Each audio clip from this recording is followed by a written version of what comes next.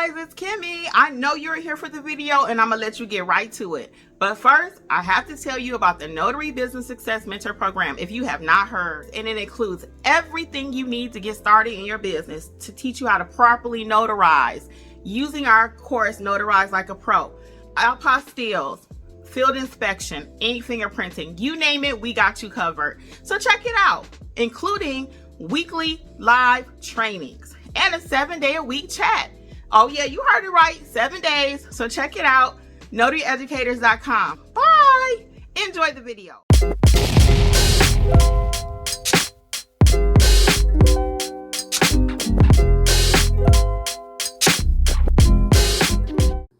But Corey says, I would normally go to McDonald's or Taco Bell parking lot, but I didn't know about banks get info.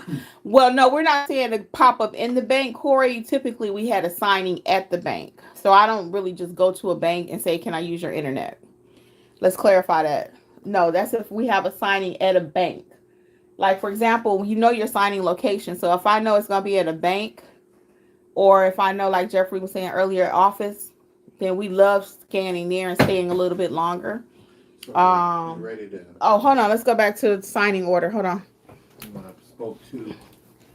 So on here we're doing the confirmation. You want to explain this part? Wow, I'm telling you. Well, right quick. So you submit the confirmation, what day and time you talk to them. You see that status there? The status, did you confirm with the person? Did you leave a message with them? Or you could put other. So when you're using other, you want to put something like if the client wasn't there, or if they ask you something about it. So in this case, we're going to put spoke to client /signer. And you see this question right here? You see that?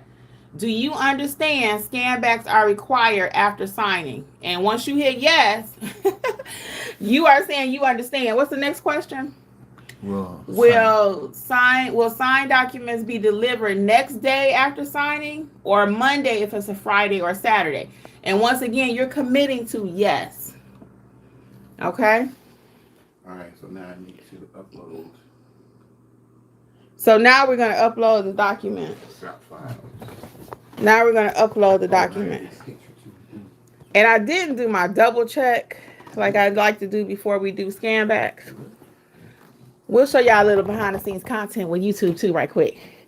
So Jeffrey, you can see him working on a video, upcoming video for inspection, field inspection. That's coming soon.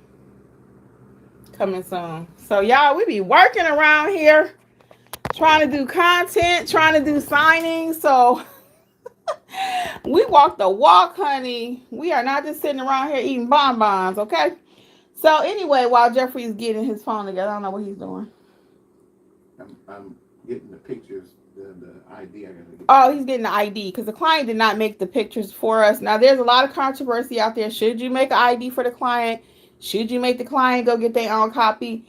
I'm about keeping it as simple for the client as possible. Now, if your business model is not to make copies or pictures of their ID, don't do it, okay? I'm not going to argue that with you. I'm not going to debate that with you. Everybody gets to run their business the way they want to run it, okay? For me and my business, if my client cannot make their ID, a picture of it for me, because it's required for this file, I made the picture, okay? But again, that's not for everybody. Some people say, well, the FTC, the DDA, the ... the boom, boom, boom, you can't make pictures. And that's up to you. If you choose not to in your business, don't do it. I'm telling you, don't do it. But for me and my business, I don't mind trying to help my client get this facilitated. Because imagine I had to tell him, okay, now you got to go meet me at, go over to FedEx or Office Depot, give me a copy of your ID, then come back. No, he's going to be pissed, upset. So I did it. Again, that's for me and my business. Now, if your business model is different, that's fine. We're going to still be friends at the end of the day. So don't say, you're not supposed to do that. So we're going to delete it. I told the client, and he had an option too. I said, do you already have a picture made for me? Now, during the confirmation call, I could have told him, hey, I need a picture of your ID. But he's also receiving instructions from the lender too. So he didn't have it. He's moving. He ain't worried about no ID. So we're going to upload it. And then we're going to delete it. Okay? Because I want to make the process go smooth for him. Patricia says, so we answered, so Corey, I want to make sure we're clear though. So I don't just walk in a bank and say, hey, I want to sit here and do my loan signing.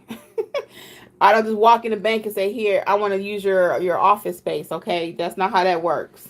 Mm-mm. Now you can go to Panera. You can go to, McDonald's, like you were saying, these other places, and use their Wi-Fi. And then be cautious, because you are transmitting people's documents and stuff. So for us, we were close enough to come home. Patricia's saying, I agree with Jeff. I'd rather get in and out if I'm going to a signing at a home. Yeah, and once you did the signing, you just sat there and talked to the people, and you did your chit chat and stuff, you'd be ready to get out of there for real. And again, in this case, his dogs was in the room. Now, they was cool by the time we left. They were. When we first got there, they was out of control. Because they was in the room. They weren't probably used to being locked up, so. And actually, I'm going to tell y'all something, being fully transparent.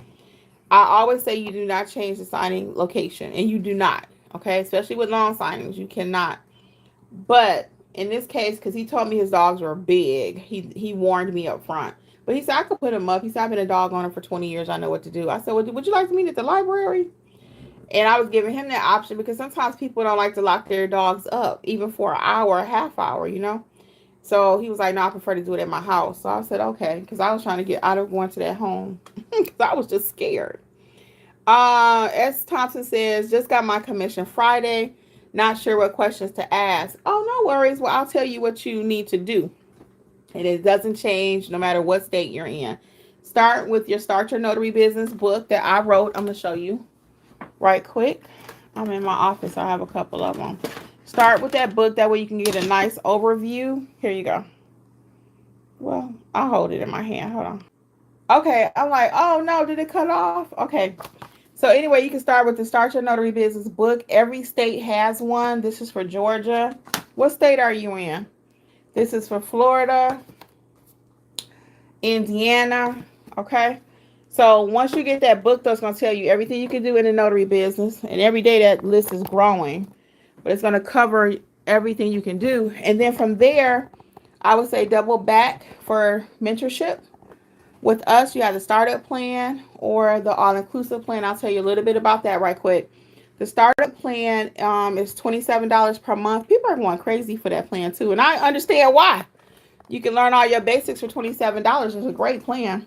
5 basic core courses. But where you're going to really win at, the information, you can, take a few years and learn it yourself. But where you really win is coming to the live sessions, live mentorship every single week we meet. We've been meeting together for 3 years, okay? Different groups. And that's where you really win. And the $47 package even includes a live chat. You want to show this? Or I'm uploading this. Is anything there that they can... What are you doing? He want to show y'all some stuff, but I want to make sure we're not breaking any privacy. Wait a minute. You can show them that. That's what I'm trying to do right now. No, that page right there. Let me show them that page. Where it says closing packages complete. Hold on. Let me show y'all this. You can buy the book at notaryeducators.com. Notaryeducators.com. Let me show y'all this page too.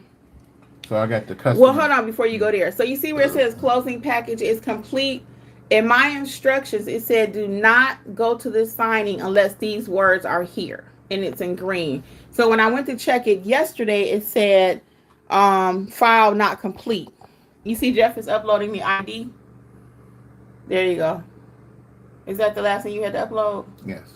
So now he's going to mark it, yes, scan backs are complete. Ellie, you see this right here? Scan backs are complete for this package. Okay? So you really want to make sure after you do your signing, you come in here and you update file. Because a lot of people are waiting on this. The other people are waiting on the other end.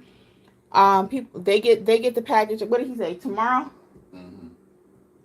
So the other people in Alabama should get the package tomorrow. We're going to ship it out today via FedEx. So you can see it's a lot.